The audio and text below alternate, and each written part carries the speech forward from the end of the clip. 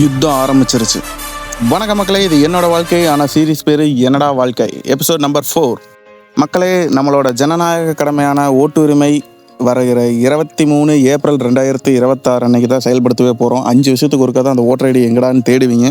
So மறக்காமல் எல்லாருமே கண்டிப்பாக ஓட்டு போட்டுருங்க. யாருக்கு வேணால் போடுங்க, ஆனால் ஓட்டு போட்டுருங்க. ஸோ நம்ம விளாகுக்கு வந்தோம்னா ஆஸ் யூஷுவல் இன்றைக்கும் பொலிட்டிக்கல் ஒர்க் இல்லை. TVK fans, I am really sorry. And இன்றைக்கி தோட்டத்தில் கன்ஸ்ட்ரக்ஷன் ஒர்க் ரொம்ப ஹெவியாக இருந்தனால நானும் அப்பா 2 பேருமே தோட்டத்துக்கு வந்திருந்தோம்.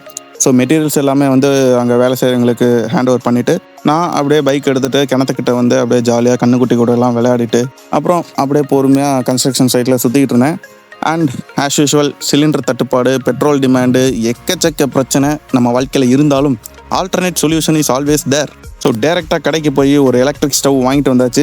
ஸோ வாங்கிட்டு வந்த கையோடு அப்படியே பாலை காய்ச்சியாச்சு.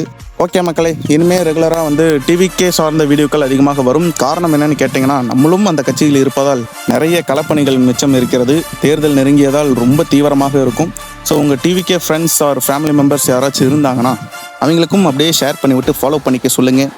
உங்கள் அன்புடன் ஆதரவுடன் ஜே லைஃப் டைம் தமிழ்.